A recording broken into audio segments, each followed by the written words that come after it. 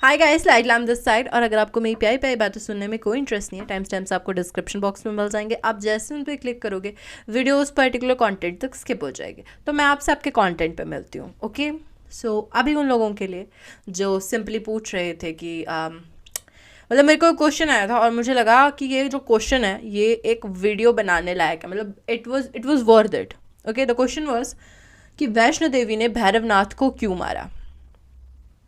It's a huge story. और नहीं, हम वैष्णो देवी की टिपिकल स्टोरी पे बात नहीं करने वाले हैं। हम देवी को ये समझेंगे। बेसिकली मैं पहले डिस्क्लेमर दे दूं, ठीक है, ये मेरे अपने विचार है, मैं नहीं बोलती, मैं कोई शास्त्री नहीं हूँ, पंडित नहीं हूँ, मैंने कहीं से नहीं पढ़ा, मैं नहीं बोलती ये सच है, ठीक है। यू कैन से इट्स झूठ, ओके, मेरे को ऐसा समझ सकते हो कि मैं भ्रम में हूँ, but I am loving this भ्रम। Okay, and for the people now who want to know, let's start on. Okay, so हम इसमें पहले तो वैष्णो देवी के अलग अलग नामों को समझेंगे, बिकॉज हर देवी के नाम का एक अर्थ होता है। देवी या देवताओं को ऐसे ही नाम नहीं दे दिया जाता, उनके हर नाम में एक गहराई से एक मीनिंग छुपा होता है। ठीक है, अगर किसी देवी को जगदम्बा बोला जाता है तो वो किसी पर्टिकुलर वजह से बोला जाता है। ठीक है, या उसे लक्ष्मी बोला जाता है तो वो भी किसी पर्टिकुलर वजह से बोला जाता है।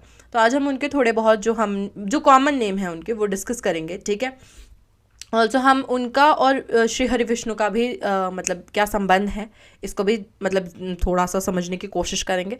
ठीक है, so without wasting any more time, let's just roll the video. A very warm welcome to everybody who is subscribed and also to the people who are not subscribed।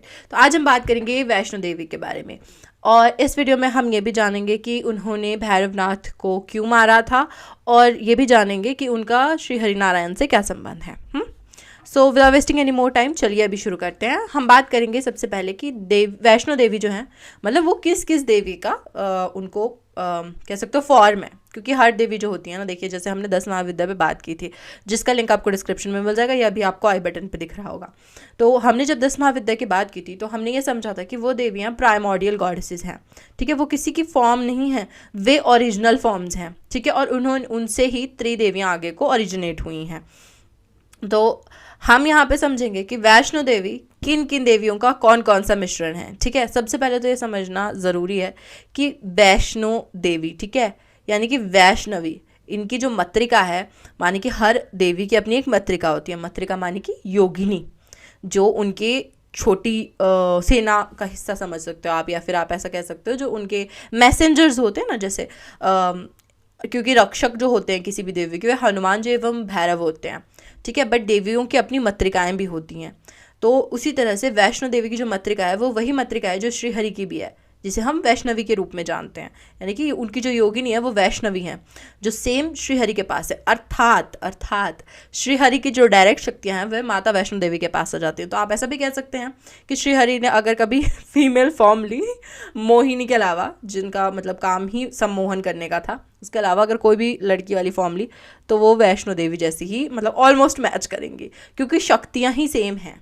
ठीक है, आप इस बात को समझो कि जो शक्ति श्रीहरि के पास है, श्रीहरि की जितनी भी शक्ति है, जितना भी उनकी एक होता है अस्तित्व, श्रीहरि का अस्तित्व अलग है और शक्ति अलग है। ठीक है, तो उनकी जो भी शक्ति है वे सेम चीज़ वैष्णवी के पास भी है, वैष्णो देवी के पास भी है। ठीक है, और उनकी जो शक्ति है, जब हमने बात की थी कि हमने दुर्गा वाले एपिसोड में बात की थी, अगेन जिसका लिंक आपको डिस्क्रिप्शन बॉक्स में मिल जाएगा या फिर आई बटन पे भी मिल जाएगा। ओके, सो पता नहीं वो इस तरफ है उस तरफ है, पता नहीं जिस भी तरफ है। ठीक है, तो उसमें हमने ये भी बात की थी कि हमारी जो सप्त मातृकाएँ हैं, यानी कि सप्त योगिनियाँ हैं, जो कि टॉप 7 गॉड्स हैं, उनसे उनकी शक्तियों से लेकर बनती हैं देवी दुर्गा। ठीक है, तो वो जो सप्त मातृकाएँ हैं, मतलब आप चाहें तो एपिसोड पूरा देख सकते हो, उसमें पूरा डिटेल में समझाया गया है। ठीक है, तो वो जो मातृकाएँ हैं, ठीक है, वैसी उन मातृकाओं में से एक जो है वो श्रीहरि की मातृका है, जैसे हम कहते हैं वैष्णवी। और वैष्णवी की पावर्स क्या रहती हैं? वैष्णवी के पास उनके हर अवतार की पावर रहेंगी, यानी श्री राम की पावर्स रहेंगी, श्री कृष्ण की पावर्स रहेंगी, उनकी अपनी पावर्स रहेंगी, यानी कि सुदर्शन चक्र, गदा वगैरह, मतलब सब कुछ, जो कोई भी हथियार श्री कृष्ण, श्री राम और श्री हरि के पास हैं, वे सभी डायरेक्ट वैष्णो देवी के पास भी आएंगे, क्योंकि शक्तियाँ ही वही हैं। ओके, ये हो गया उनकी मातृका का कॉन्सेप्ट। अभी उनके नाम पे आते हैं, पर उससे पहले ये समझ लीजिए कि वैष्णो देवी को कहा जाता है कि वे त्रिदेवियाँ जो है, महात्रिदेवियाँ हैं ना, उनकी मिश्रित फॉर्म है। अभी मैंने कभी अपने चैनल पे कभी महादेवियों की बात की नहीं है वैसे। ठीक है। हाँ, महादेवी की है जो हमारी देवी दुर्गा है, ओके। बट हमने कभी महादेवियों की बात नहीं की, जैसे हमने महाकाली के लिए कोई सेपरेट वीडियो नहीं बनाई, जिसकी ज़रूरत है, क्योंकि महाकाली काली माता से बिल्कुल ही अलग है, ओके। तो हम महाकाली पे और बाकी सब भी महादेवियों पे भी वीडियो बनाएंगे, सब्र करो, ठीक है। हम कोशिश करेंगे ज़रूर बनाने की। एनीवे, सो इनको बोला जाता है कि ये 3 महादेवियों की फॉर्म है, महालक्ष्मी, महासरस्वती और महाकाली। अर्थात इनमें काल भी बसते हैं, पालनकर्ता भी बसते हैं और रचयिता भी बसते हैं। यानी कि ये आपको तार सकती हैं, आपको मोक्ष दिला सकती हैं और आपकी रचना भी कर सकती हैं। ये इसलिए मतलब इस कॉन्सेप्ट को इस तरह से समझो। और जब भी हम किसी भी देवी देवता के पीछे प्रीफिक्स में जब भी हम कभी किसी देवी देवता के प्रीफिक्स में हम महा जोड़ते हैं या सदा या परा जोड़ते हैं या कोई भी प्रीफिक्स जोड़ते हैं, तो उसका अर्थ एक ये भी होता है कि अब हम हिरण्यगर्भ के अंदर की चीज़ों की बात नहीं कर रहे हैं। तो अगर आप वैष्णो देवी के भक्त हैं तो आप मेरे से ये लिख के ले सकते हो कि वैष्णो देवी जो हैं वे आपकी सहायता सिर्फ हिरण्यगर्भ के अंदर ही नहीं करेंगी, वे हिरण्यगर्भ के बाहर भी करेंगी, क्योंकि यहाँ पे आ जाता है कॉन्सेप्ट महालक्ष्मी, महासरस्वती और महाकाली का। और ये तीनों जो हैं ये महा की फॉर्म में जब भी कोई देवी देवता जाएगा तो वो हिरण्यगर्भ से यानी कि संसार इस भवसागर से दूर हो जाता है। इस संसार को जिसको आप लोक की तरह समझते हैं ना, जैसे विष्णु लोक हो गया, ठीक है, गोलोक हो गया, फिर ऐसा कुछ, तो मतलब इन सभी लोकों से परे, जब हम इन सभी लोकों से परे की बात करते हैं ना, जब हम वहाँ पे मल्टीपल जैसे क्या कहते हैं उसे, मल्टी यूनिवर्स, या फिर मुझे याद नहीं आ रहा उसका नाम एग्जैक्टली, ठीक है, मतलब मल्टी यूनिवर्सेस की जब हम बात करते हैं तब भी वहाँ पे भी देवी वैष्णो देवी की शक्तियाँ विराजमान रहेंगी, ठीक है। That's what I am saying, okay. Anyway, इनके नामों पे आते हैं। तो इनका एक नाम है अम्बे, ठीक है। अब देखिए, अम्बे का एक ऐसा नाम है, या अंबिका, मतलब अम्बे शॉर्ट फॉर्म में और अंबिका प्रॉपर नेम। तो अंबिका का अर्थ सिंपली सीधा साधा सिर्फ इतना सा होता है कि ये माता हैं, ठीक है, ये माता हैं। सबसे बड़ी माता की जो उपाधि है वह अंबिका को ही बोला जाता है या अम्बे को ही बोला जाता है। इन्हें त्रिकुटा भी बोलते हैं। त्रिकुटा के ऊपर अभी हम थोड़ी देर में आते हैं, क्योंकि त्रिकुटा पे थोड़ा बड़ा कॉन्सेप्ट चल जाएगा, तो हम अभी उस पर बात करते हैं, ठीक है। इन्हें शेरावाली बोला जाता है बिकॉज ऑब्वियसली ये शेर पे विराजमान होती है। और अगर किसी ने देवी दुर्गा की वीडियो देखी है, ठीक है, अगेन वो आई में मिल जाएगी या डिस्क्रिप्शन बॉक्स में चेक कर लो एक बार। तो शेरावाली की अगर किसी ने वीडियो देखी है देवी दुर्गा की, तो उसमें मैंने साफ बताया था कि शेरावाली क्यों कहते हैं। पहली बात तो शेरावाली जब भी आती हैं तो अक्सर I am not saying always, but अक्सर शेरावाली जो है वह अष्टभुजा वाली होती हैं। और अष्टभुजा स्वरूप में जब भी कोई देवी आएगी जिसके पास त्रिशूल का मंडल और सुदर्शन चक्र रहेगा, वे आती हैं प्रोटेक्ट करने के लिए। शेरावाली प्रोटेक्ट करती है। अम्बे माता जो है वो माँ के स्वरूप में, शेरावाली प्रोटेक्ट करती है। अम्बे माता के 10 हाथ हैं, शेरावाली के 8 हाथ हैं।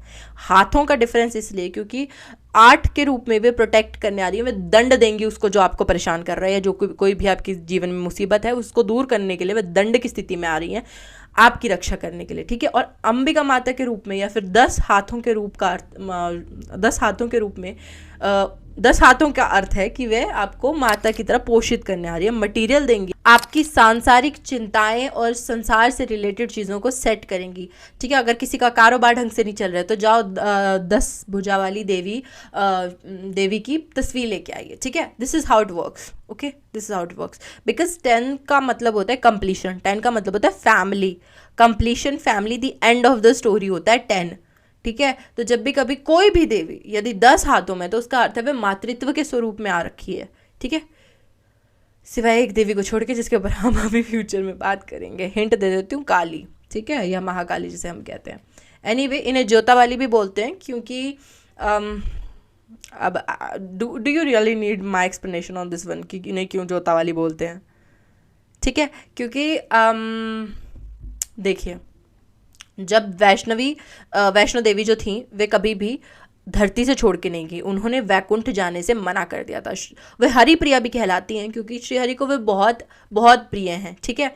तो श्रीहरि ने उनको एक अवसर दिया था कि वे आ सकती हैं, यदि उन्हें चाहिए तो उनका स्थान बनाया जाएगा वैकुंठ में प्रॉपरली, बट उन्होंने मना कर दिया था। उन्होंने कहा था कि मैं अपने भक्तों के साथ रहना चाहती हूँ।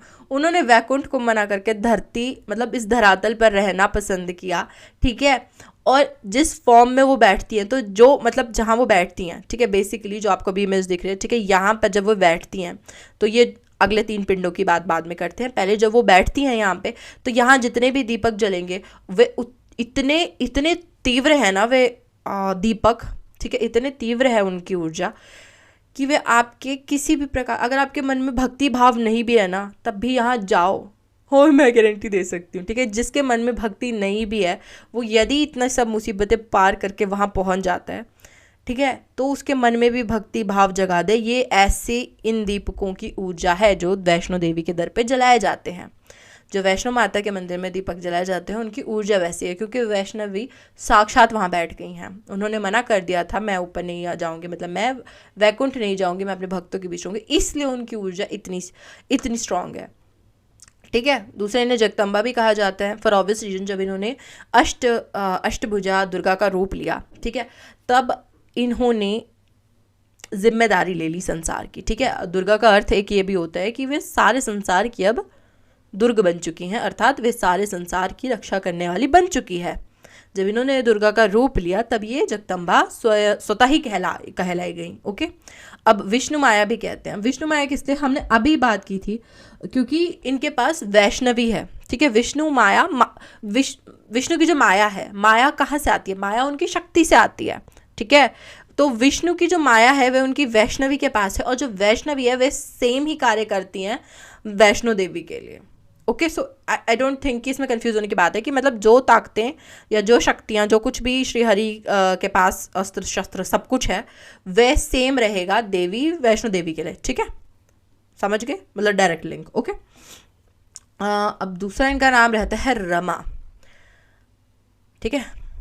रमा क्योंकि देखो इन्होंने श्री राम से प्रेम किया था, मतलब जब क्योंकि इनकी और श्री राम की भेंट हो चुकी है और श्री राम ने इन्हें वचन दिया था कि ये श्री राम इस जन्म में तो उनसे विवाह नहीं कर सकते थे, क्योंकि वे उन्होंने पत्नी व्रत होने का व्रत उठा रखा था।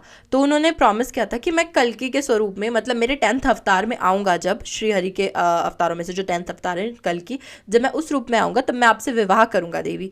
तो इन्होंने कहीं ना कहीं श्री हरि को, not Shri Hari but typically Shri Ram को एज, सबसे पहले जब उनसे नज़र मिलाई थी तो उन्हें एज अ हस्बैंड लिया था, क्योंकि ऑब्वियसली उन्हें कल्कि की छवि दिख रही थी उनमें, ठीक है।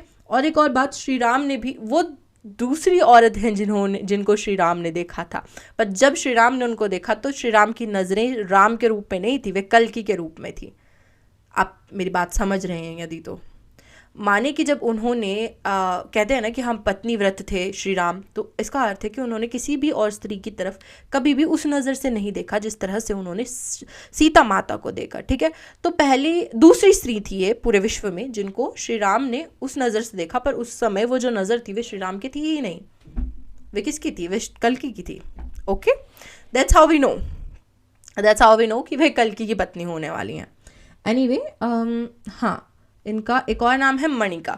मणिका को अगेन हम कवर करेंगे जब हम त्रिकुटा वाली उस पर आएंगे। आप चाहो तो डिस्क्रिप्शन बॉक्स में अभी जाके उस पर क्लिक कर सकते हो, स्किप हो जाएगी सारी वीडियो, ठीक है। बट त्रिकुटा पे हम जब आएंगे तभी हम मणिका की भी बात करेंगे। अब विष्णु प्रिया क्यों है मैंने आपको बता दिया, ठीक है। विष्णु प्रिया इसलिए क्योंकि इनके पास भी सेम ही मत्रिका है, और श्री हरि विष्णु को इनके त्याग की वजह से ये बहुत पसंद है। क्योंकि देखो श्री हरि, मतलब सभी जो त्रिदेव हैं हमारे, उनकी ऊर्जा इस प्रकार की है कि ब्रह्मा क्रिएट करते हैं, शिव डिस्ट्रॉय करते हैं और विष्णु पालते हैं। तो विष्णु डायरेक्ट कभी किसी चीज़ को डिस्ट्रॉय नहीं करेंगे। मैं जानती हूँ इस पर क्या कमेंट आने वाले हैं कि जी श्री कृष्ण के रूप में तो उन्होंने बहुत राक्षसों को मारा, that is a different thing, ठीक है। मतलब उनको वो, अगर आप कभी किसी वैष्णव को देखोगे, ठीक है, लेट्स कैंसिल आउट एवरीथिंग, अगर आप कभी किसी वैष्णव को देखोगे, सच्चे वैष्णव को, तो उसका ना एक फिलॉसफी होती है, वैष्णव जितने भी होते हैं उनके मन में हमेशा एक फिलॉसफी रहती है कि कभी भी किसी जीव को हार्म नहीं करना है, क्योंकि श्री हरि सभी के पालनहार हैं और उनको एक इंसान भी उतना ही प्रिय है जितना कि एक कीड़ा प्रिय है, ठीक है। तो अगर इसी आइडियोलॉजी को देख कर हम चलें तो माता वैष्णो देवी ने कभी भी किसी जीव को हार्म नहीं किया जब तक कि वे इंसानी शरीर में थी। उनसे बड़ी और उनसे शक्तिशाली वैष्णव कोई और होंगी नहीं फीमेल फॉर्म में, ओके। इसलिए भी वे विष्णु प्रिय हैं, क्योंकि उन्होंने वैष्णवों के सारे नियम फॉलो किए, okay. Let's move on. Anyway, so कहाँ थे, विष्णु प्रिया हो गया, हाँ ठीक है, मत्रिका भी हो गया हमारा। अब एक और बात कि वैष्णो देवी ने माता मतलब उन्होंने एक स्वरूप लिया देवी दुर्गा का, ठीक है, और उन्होंने महिषासुर का अंत महिषासुर को मारा भी, ठीक है, देवी दुर्गा के रूप में। और ये हुआ था सत्यारंग पर्वत पर, जो कि अभी त्रिकुटा धाम है वैष्णो देवी का, ठीक है। तो इसी वजह से मैं कह रही हूँ कि वे अष्टभुजा दुर्गा भी हैं और दशभुजा दुर्गा भी हैं, बस दशभुजा दुर्गा वे नहीं हैं, ओके। बिकॉज फिर वो आ जाएगी टोटल महादेवी की फॉर्म, और वे जो हैं वे स्वयं ही महादेवियों का मिश्रित रूप है। वे प्रॉपर महादेवी नहीं है, वे महादेवी जो डिफरेंट महादेवी हैं उनका मिश्रित रूप है, ओके। और अष्टदशभुजा जो दुर्गा हैं वे केवल मुक्ति के लिए होती हैं, ठीक है। और वैष्णो देवी सिर्फ मुक्ति के लिए नहीं है, उनमें महाकाली तो बसती है पर साथ में महालक्ष्मी और महासरस्वती भी बसती है। तो यदि वे अष्टदशभुजा दुर्गा होंगी तो माता महालक्ष्मी को और माता महासरस्वती को वहाँ से जाना पड़ेगा, मतलब उनके भीतर से निकलना पड़ेगा, जो कि हो नहीं सकता क्योंकि फिर वो वैष्णो देवी नहीं रहेंगी, ठीक है। एनीवे, सो हम बात कर रहे थे तो हाँ त्रिकुटा धाम की। देखिए अब त्रिकुटा धाम पे आ गए, पर ये जब हुआ था ना, एक और बात डिस्क्लेमर, जो वैष्णो देवी हैं वे रही हैं श्वेत वराह कल्प में, मतलब उनका जो कल्प है, जब वो इस धरती पे चल रही थी मानव रूप में, तब वे है श्वेत वराह कल्प, ठीक है। I am so sorry for the wrong pronunciation. But जब इन्होंने महिषासुर को मारा दुर्गा के रूप में, तब वो था मनवा कल्प चल रहा था, ठीक है। तो ये कल्प्स का डिफरेंस है। और एक और बात, हाँ अभी हम देखो उनको मणिका कहा जाता है या मणिका, ठीक है, मणिका या मणिका प्रोनाउंसिएशन का डिफरेंस है। तो उन्हें मणिका कहा जाता है क्योंकि वे मणिका पर्वत यानी कि त्रिकुटा का दूसरा नाम मणिका भी है, ठीक है। तो उनको मणिका इसलिए भी कहा जाता है क्योंकि उनका एक धाम जो है वो मणिका त्रिकुटा पर्वत पे भी है, ठीक है। और ये हमने भी अगेन बात कर ली थी कि वे श्री हरि कल्की की पत्नी हैं। और अभी हाँ, उन्हें हरिप्रिया त्रिकुटा भी कहा जाता है, ठीक है, ये उनका एक और नाम है। अब मैं आपको त्रिकुटा का अर्थ समझा देती हूँ, क्योंकि त्रिकुटा मतलब अगेन जब कोई एक धार्मिक स्थल होता है ना या बहुत पवित्र स्थल होता है, तब उसका भी जो नाम है ना वे एक बहुत ही स्पेसिफिक उसकी क्वालिटीज़ को देख के रखा जाता है, ऐसे ही नहीं रख दिया जाता। तो अभी हम समझ लेते हैं कि त्रिकुटा का अर्थ क्या होता है। त्रि का मतलब सब समझते हो ना, 3, ठीक है। कुट का अर्थ होता है घड़ा, ओके। और जब इसमें आ लगा दिया जाता है यानी कि कुटा बना दिया जाता है, तो वह उसका अर्थ होता है दुर्ग, किला या फिर वॉल, ठीक है। तो अब समझ लो जो तीनों लोकों की देवी हो या फिर जो तीनों लोकों की रक्षा करने वाली हो, उसे हम कहते हैं त्रिकुटा। इसलिए देवी दुर्गा को भी त्रिकुटा कहा जाता है। और हाँ, ऐसा मत समझ लीजिएगा कि देवी दुर्गा जो है ना वो फॉर्म्स में आती हैं। देवी दुर्गा भी प्रॉपर एग्जिस्टेंशियल लेवल पे एग्जिस्ट नहीं करती हैं। ये बात थोड़ी अजीब लगती है, मैं जानती हूँ, बट हियर मी आउट, ठीक है। देवी दुर्गा जो है वे एनर्जी फॉर्म में होती हैं, वे डायरेक्ट फॉर्म में नहीं है, उन्होंने जन्म नहीं लिया। वे महादेवी हैं, महादेवियाँ जन्म नहीं लेती हैं, महादेवियाँ होती हैं, बस महाविद्याओं की तरह वो होती हैं, वो जन्म नहीं लेती, उन्हें ज़रूरत नहीं पड़ती जन्म लेने की। उसी तरह से जब हमारी वैष्णो देवी ने स्वयं के अंदर की देवी को जगाया, ठीक है, तो उन्होंने उसी समय पे देवी दुर्गा की एनर्जी में भी टैप इन किया। और क्योंकि वे तीनों मतलब वो तीनों महादेवियों की ऊर्जाओं से बनी हैं, महालक्ष्मी, महाकाली और महासरस्वती, तो इसका एक अर्थ ये भी है कि उनके पास ऑलरेडी एक्सेस है महा पावर्स का, ठीक है। मैं उन्हें भी ये कहना पसंद करती हूँ, बट आप इसे ऐसे समझ सकते हैं कि वे हिरण्यगर्भ से बाहर की पावर्स होती हैं, ठीक है। हिरण्यगर्भ से बाहर की पावर्स को एक्सेस करने का उनके पास पहले से एक्सेस है, ठीक है, क्योंकि वे महादेवियों का स्वरूप है। बट अंत में जब वे मतलब दुर्गा इसीलिए बनती है क्योंकि दुर्गा को धारण किया जा सकता है, दुर्गा पैदा नहीं होती, दुर्गा धारण की जाती है, दुर्गा जगाई जाती है। ओके गाइज, ओके, अभी बात कर लेते हैं कि वैष्णो देवी ने भैरवनाथ को क्यों मारा था। देखो अब ये थोड़ा सा अलग होने वाला है कॉन्सेप्ट, ठीक है। और मैं इसके ऊपर एलैबोरेटेड वीडियो अलग से बनाऊंगी। मैं अघोरा पे भी वीडियो बनाऊंगी, मैं बाबाओं पे भी वीडियो बनाऊंगी, बाबा शब्द पे, मतलब किस व्यक्ति को बाबा बोला जाता है, और उस सीरीज़ का नाम होगा स्पिरिचुअल बीइंग्स, ओके। बाबा, योगी, तांत्रिक, काल, स्वयंभू, ये सभी शब्द हम उसमें कवर करेंगे, ठीक है। बहुत सारे शब्द होते हैं ऐसे, हम उन वीडियोज़ में उस सीरीज़ में हम ये सभी नाम कवर करेंगे।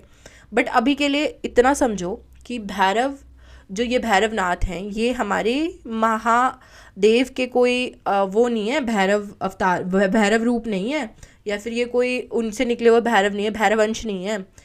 हम जब तंत्र में होते हैं या हम तंत्र की बात करें तो हम बेसिकली अपने शरीर को चेंज करते हैं, ठीक है। अब ये तो सब मानते हैं ना कि हम यहाँ देखो, अब सभी सनातनी इस चीज़ पे एग्री कर सकते हैं कि हमारी जो आत्मा है वे अमर है, वे मरती नहीं है, पुनर्जन्म होता है और हम इस शरीर को कपड़ों की तरह बदल देते हैं, ठीक है। अब तंत्र में क्या करते हैं, इसी फिलॉसफी को अपना आधार मानकर तांत्रिक अपने शरीर की मॉलिक्यूलर स्ट्रक्चर तक को चेंज कर देते हैं, ठीक है। और इतना वे अपने आप को शक्तियों से जोड़ लेते हैं और उनमें टैप इन कर जाते हैं कि वे किसी ना किसी हद तक उनमें पूरी तरह से वे व्यक्ति या वे देव या मतलब वे शक्ति बैठ जाती है जिसकी वे आराधना कर रहे होते हैं। तो यहाँ जिन भैरवनाथ की बात हो रही है वे एक तांत्रिक थे जिन्होंने भैरव की सभी ऊर्जाओं को अपने अंदर बसा लिया था और उनकी कॉन्शियसनेस भैरव की बन गई थी।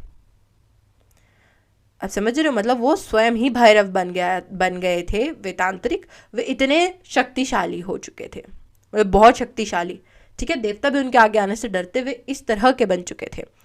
प्रॉपरली भैरव की पावर्स आ चुकी थी उनके पास सारी, ओके। और उन्होंने गलत नज़र रखी माता वैष्णो देवी पर। और वैष्णो देवी एक्चुअली ये देखो, अब जो भी होता है ना, ये डिवाइन का खेल होता है। ये कोई ऐसा नहीं होता कि मतलब हमारी अपनी इच्छा से तो कुछ चलता नहीं है। इन लोगों की मर्जी है, जो मर्जी करवाते रहते हैं, ठीक है। सो ऑनेस्टली बोल रही हूँ यार, सच्ची में ऐसा होता है कि जो होता है ना वो पहले से डिसाइड होता है। स्पेशली जब कोई धाम वगैरह बनना होता है ना, तो कई लोगों को उसके लिए बुरा भी बनना पड़ता है, ठीक है। क्योंकि अगर मुसीबतें नहीं आएंगी तो लोग एक्सेप्ट नहीं कर पाएंगे उस शक्ति को, क्योंकि लोग जब स्ट्रगल करता हुआ नहीं देखेंगे ना किसी को, तो वो उस शक्ति को एक्सेप्ट नहीं कर पाते हैं। और वैसे भी जब भी कोई चीज़ नई आनी होती है ना, जब भी समाज में परिवर्तन आना होता है, तो उसके लिए थोड़ा सा कहीं ना कहीं घर्षण या फिर फ्रिक्शन होना ज़रूरी होता है, ठीक है। तो वैसे ये फ्रिक्शन उत्पन्न हुआ था भैरवनाथ और वैष्णो देवी के बीच में। वो वैष्णो देवी पे एक बुरी नज़र रखता था, ठीक है। आप समझ रहे हैं मेरा मतलब किस बुरी नज़र से है, ओके। और वे वैष्णो देवी का पीछा करता रहता है। और वैष्णो माता होती हैं अपनी यात्रा पे, जो कि वे मतलब जम्मू के जो उनका पर्वत है ना, उस पर्वत पे जाने के लिए, त्रिकुट मतलब उस धाम पर जाने के लिए वे यात्रा कर रही होती हैं। इसी यात्रा में भैरवनाथ उनके पीछे पड़ जाता है, ठीक है। और वे उनका पीछा करता रहता है जब तक कि अंत में आके वे भैरवनाथ को मार नहीं देती। और मारने के बाद भी उन्होंने अपनी शक्तियों से उसे जीवित रखा, उन्होंने उसे मरने नहीं दिया। क्योंकि और एक कारण एक ये भी था कि वे स्वयं भैरव बन चुका था, अतः उसका शीश भी जब काटा गया तब भी वे नहीं मरा, ठीक है।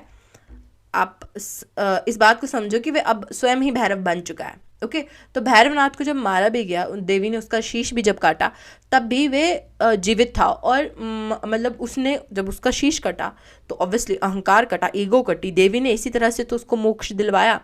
तो उसने देवी से क्षमा मांगी कि जिस नज़र से वह देख रहा था वो बहुत बेहद गलत थी, क्योंकि वैष्णो देवी तो उसकी माता समान थी, वह तो जगत की माता समान है, ठीक है।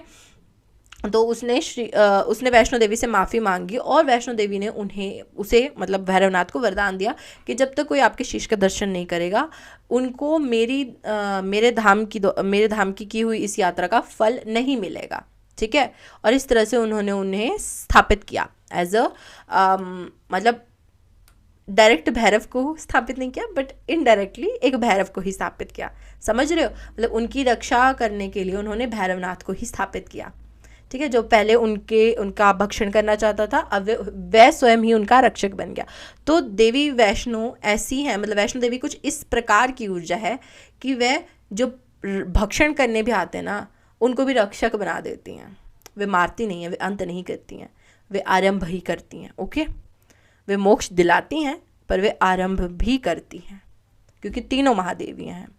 और अगर आपने इनके आगे वाले पिंड देखे हैं तो ये भी महाकाली, महालक्ष्मी और महासरस्वती हैं।